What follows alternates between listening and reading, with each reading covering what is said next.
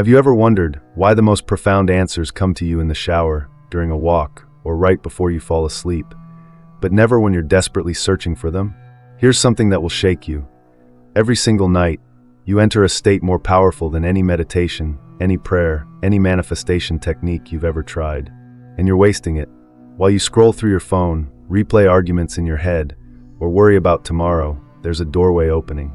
A portal between the physical world and the realm where miracles are born. The ancient mystics knew this. The mystery schools guarded this. And Mary Magdalene, not the repentant sinner they painted her as, but the keeper of sacred feminine wisdom, the disciple who understood the mysteries that others couldn't grasp, she revealed a technique so powerful that it was hidden for centuries. Tonight, I'm going to share with you Mary Magdalene's sleep technique. 5 steps that will transform the 8 hours you spend unconscious into the most potent manifestation ritual of your life. Here's what you'll discover: the exact method to reprogram your subconscious mind, communicate with the divine, and wake up in a reality that reflects your deepest truths. But here's the warning. If you scroll past this, if you ignore what you're about to learn, you'll go to sleep tonight the same way you have for years, unconscious, powerless, wondering why your life never changes while you dream.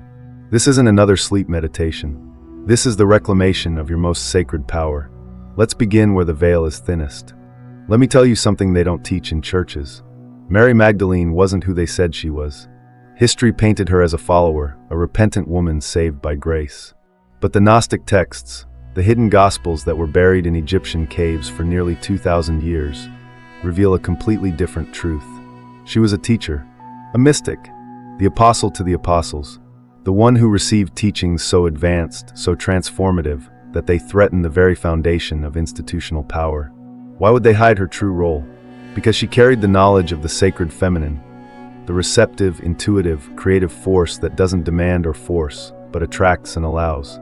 And sleep, my friend, is the ultimate act of sacred receptivity. Think about it. In every ancient mystery school from Egypt to Greece, from the Essenes to the early Christian mystics, there was an understanding that sleep wasn't just rest, it was ritual. It was the nightly death and rebirth. The moment when your soul leaves the dense physical world and travels to realms where time doesn't exist, where your future and past collapse into one eternal now. The priests of ancient Egypt would prepare for sleep like warriors prepare for battle. They knew that the threshold between waking and sleeping, that delicious moment when you're neither here nor there, was when the gates of heaven opened. Not heaven as some distant place in the sky, but heaven as the quantum field of infinite possibilities. Mary Magdalene understood this deeply.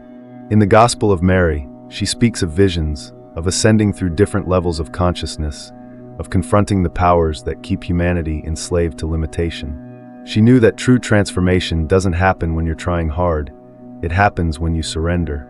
And what is sleep if not the ultimate surrender? But here's where it gets fascinating. Modern science is now proving what the mystics always knew. When you enter sleep, your brain waves shift from beta, your normal waking consciousness, to alpha, then theta, and finally delta. That theta state, right before you drift off, is the same brainwave frequency experienced by monks in deep meditation, by shamans in trance, by anyone who's ever touched the face of God. You enter this state naturally every single night. The question is, are you conscious enough to use it? Most people aren't. They bring their chaos, their fear, their mental clutter into the most sacred moment of their day. And then they wonder why miracles never find them. Let's bridge the mystical with the measurable. Your subconscious mind, the part of you that controls 95% of your thoughts, behaviors, and reality, doesn't speak English. It doesn't understand logic or reason. It speaks in feelings, images, and repetition. And it's most impressionable in 2 states, childhood and the hypnagogic state right before sleep. Dr. Bruce Lipton, a cellular biologist who spent decades studying how beliefs control biology, discovered something remarkable.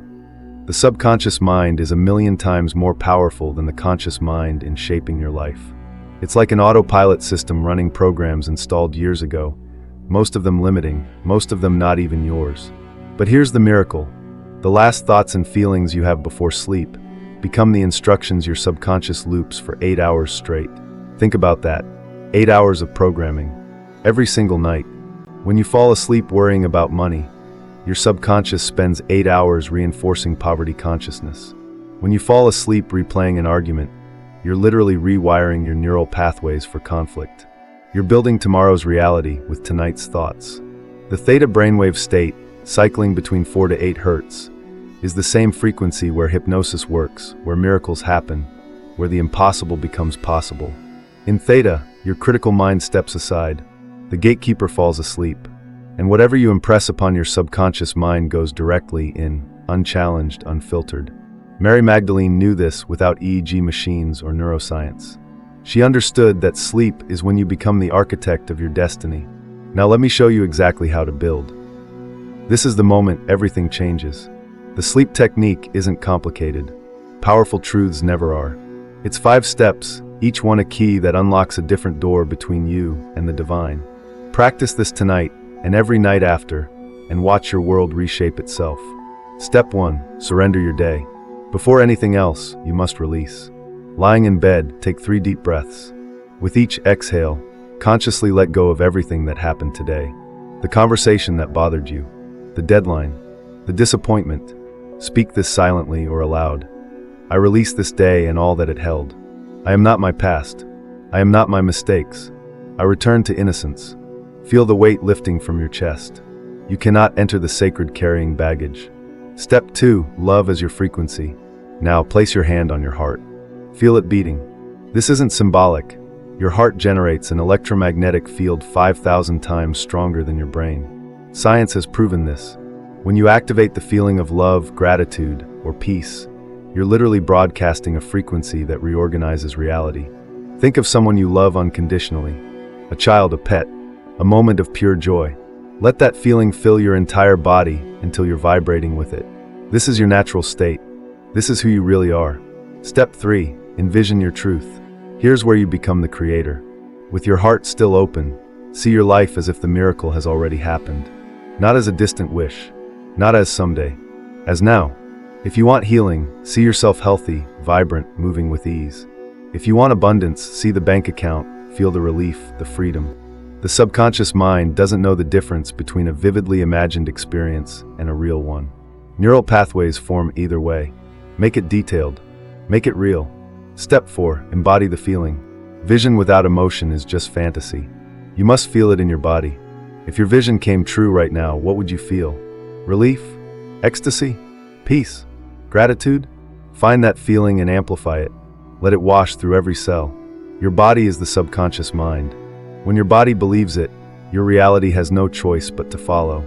Step 5. Permit the divine flow. Finally, let go. Whisper this. I surrender this vision to the infinite intelligence that orchestrates galaxies and grows flowers from seeds. Thy will be done. Then release all attachment. Trust. Sleep. Now let me show you what's actually happening beneath the surface. When you practice the sleep technique, you're initiating a conversation between 2 versions of yourself. The conscious you that sets the intention, and the subconscious you that makes it real. But here's what most people don't understand. Your subconscious doesn't create your reality alone. It communicates directly with the quantum field. Quantum physicists discovered something that mystics have known forever. Observation collapses possibility into reality. At the subatomic level, particles exist in infinite potential states until they're observed. Your focused attention, especially when coupled with emotion, acts as the observer that selects which reality materializes. During sleep, something extraordinary happens. Your conscious mind, the part that doubts, analyzes, and limits, goes offline. Your subconscious mind takes over completely, and it doesn't argue with what you've impressed upon it. If you've fallen asleep embodying abundance, your subconscious spends 8 hours sending that frequency into the field, collapsing wave functions, rearranging circumstances, drawing opportunities toward you like a magnet. The pineal gland, what ancient mystics called the third eye, the seat of the soul, becomes most active during sleep. It produces melatonin, yes, but also DMT in trace amounts, the same molecule that creates mystical experiences. This tiny pinecone-shaped gland is literally your biological antenna to higher dimensions. When you combine intentional imagery, elevated emotion, and the theta brainwave state, you're not just thinking positively. You're broadcasting a signal so coherent, so powerful, that the universe has to respond. Mary Magdalene taught that the kingdom of heaven is within you. Not someday, not after death. Now, in the space between your thoughts, in the silence before sleep. Every night you have a choice. Drift unconsciously into old patterns or step through the veil as a conscious creator. Most will choose unconsciousness, but you're still here. That means something. Let's make this practical. Tonight, here's exactly what you're going to do. Preparation phase, 5 minutes before bed. Turn off all screens at least 30 minutes before sleep. The blue light disrupts your pineal gland and keeps you locked in beta brainwaves. Dim the lights in your room. Create an environment that signals to your nervous system it's safe to surrender. If you want, light a candle. The flickering flame naturally induces a meditative state. Step-by-step execution. Lie down in your bed. Get comfortable, but stay alert enough to move through the technique. This isn't the time to fight sleep. You're riding the wave into it. Begin with surrender. 3 deep breaths. With each exhale, feel yesterday, today, this moment, all of it, releasing from your body. Say the words, I release this day and all that it held. I return to innocence. Feel your muscles softening, your jaw unclenching, your shoulders dropping. Move to love, hand on heart. Remember, this generates a measurable electromagnetic field. Think of the moment you felt most loved, most safe, most whole. Maybe it was holding someone you cherish. Maybe it was a childhood memory. Maybe it's imagining divine arms around you.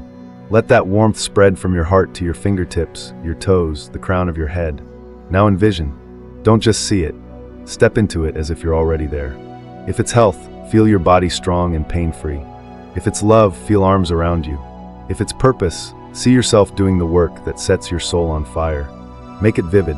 Make it sensory. What do you see? Hear? Smell? Embody the feeling that comes with it. This is the most crucial step. If abundance is your vision, you might feel relief washing over you, the tension leaving your shoulders, a smile spreading across your face. Let your body experience it as real right now. Finally, permit. Whisper, I surrender this to the divine intelligence. That will be done. Release all control. Trust completely. You've planted the seed. Now let the soil of sleep do its work. What to expect? You might fall asleep during the process, perfect. Your subconscious received the message. You might have vivid dreams, their messages. You might wake up with sudden knowing, unexpected ideas, or synchronicities appearing in your day. Trust the process. Document the shifts. If this resonates with you, if you're truly ready to reclaim this power, write, tonight I reclaim my power, in the comments right now. Not for me, for you. To declare to the universe that you're no longer living unconsciously. Now let me warn you about what happens when you apply this consistently. Your life will start to shift in ways that feel almost eerie. The person you needed to meet appears. The opportunity you'd given up on resurfaces. The healing you thought impossible begins. And here's what nobody tells you. When your outer world starts matching your inner vision, people around you might not understand. They'll call it luck, coincidence. They'll minimize it because your transformation holds up a mirror to their own unrealized potential. Let them talk. You'll be too busy living in the new reality you consciously created. Mary Magdalene faced this. She carried knowledge that threatened the comfortable narratives people built around limitation and suffering. The greatest teachers are always misunderstood by those still asleep. Here's the deeper truth. This technique isn't just about manifesting things. It's about remembering who you are. You're not a human trying to reach the divine. You're the divine having a temporary human experience. Sleep is your nightly reminder. You leave your body, you transcend time and space, you return to source, and then you come back. Every morning you're literally resurrecting. Every night you're practicing death without fear. The sleep technique simply makes you conscious of what's already happening. It transforms an automatic biological process into a sacred ritual of creation. Tonight, you have a choice. You can scroll past this and fall asleep the way you always have, unconscious, reactive, powerless. Or you can step into your birthright as a creator. The mystics knew. Science now confirms it. And you, right here, right now, you're remembering. The only question left is, will you do it?